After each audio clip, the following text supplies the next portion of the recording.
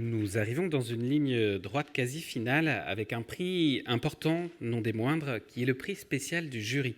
Alors ce prix, pour rappel, il récompense un prix qui rentre pas forcément dans les cases très normées, mais on aime bien ça chez Agir. Pour remettre ce prix, j'appelle Julie Doyle, qui est directrice nationale enfance et famille pour VIF 3.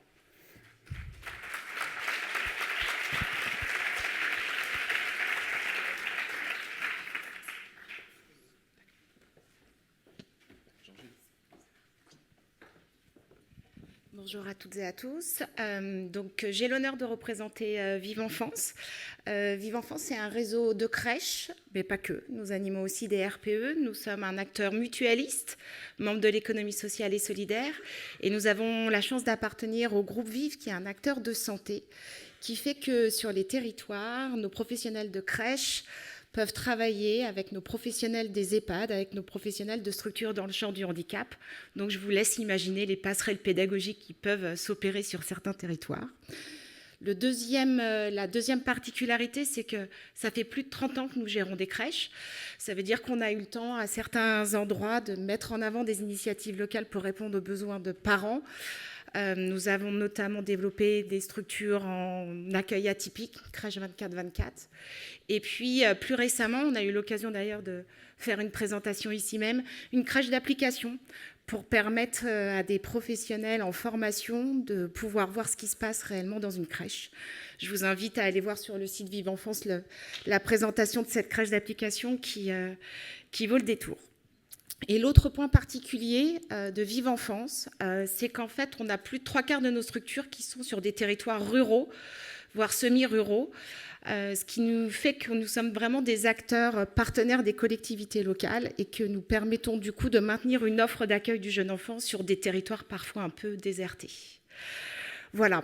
L'autre point, c'est que ça fait plus de 7 ans qu'on est partenaire de l'association Agir et on a pu voir au fur et à mesure du temps l'engouement, notamment cette année. Ça a été le cas chez nous. On a plus de 80% de nos structures qui ont notamment participé à la Semaine nationale de la petite enfance. Et ça, je crois que ça veut tout dire.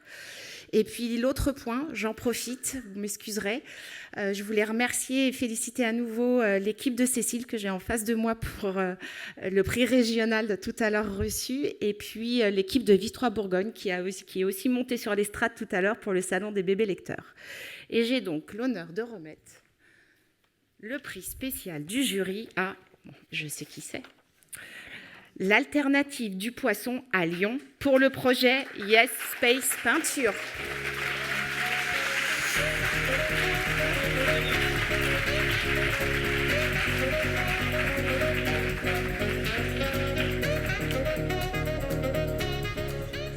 Alors, c'est un projet incroyable. Vous êtes parti d'une idée très simple, d'un classique dans la petite enfance, la peinture. C'est tout. Vous allez dire, c'est tout, vous avez écrit plusieurs pages. C'était juste incroyable. De la peinture comestible, de la peinture comme on le veut, quand on veut, autant qu'on le veut, comme les enfants ont envie de le faire, habillés, et avec de la peinture sur eux, sur le nez, juste magnifique. Surtout, ce qui m'a vraiment parlé, c'est que vous parlez de parents qui, au début, ont du mal eux-mêmes en tant qu'adultes d'aller toucher la peinture comme les enfants et de parents qui finalement s'y mettent. C'est juste spectaculaire, c'est simplissime, mais pour avoir été jusqu'au simplissime, j'imagine que ça a demandé une organisation de folie. Bravo.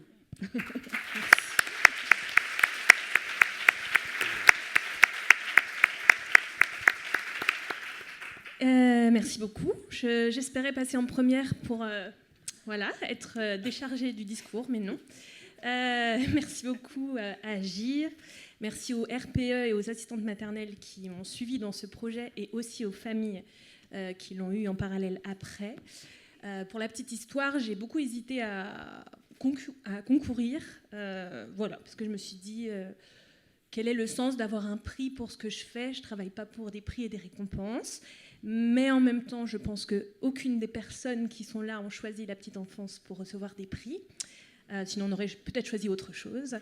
Mais voilà, faire partie de cette aventure, de cette journée avec autant de professionnels investis et incroyables, voilà, tout ce travail pour mettre en avant ces métiers qui sont incontournables et tellement importants dans la petite enfance, tellement peu reconnu, tout ce travail invisible qui est pourtant si important pour accompagner les adultes de demain. Donc voilà, j'ai franchi le pas et le dernier jour, j'ai mis mon dossier dans ma boîte mail. Voilà, j'ai bien fait, j'imagine. Et ce que j'ai bien aimé, c'est que dans le dossier, il y a un moment où on nous demande en quoi on pense que notre projet est innovant. Et j'ai pas mal réfléchi à ça. Et je me suis dit que dans cette société où tout va très vite, où le culte de la performance est de plus en plus présent et où aussi on est de moins en moins de professionnels pour de plus en plus d'enfants et de demandes, ralentir, c'est devenu innovant. La simplicité est devenue innovante. Et voilà, dans ce projet-là, j'avais vraiment à cœur d'offrir, parce que je suis EJE libérale, donc j'offre du temps, en fait, aux parents et aux professionnels. Et je pense que le temps, c'est devenu très précieux.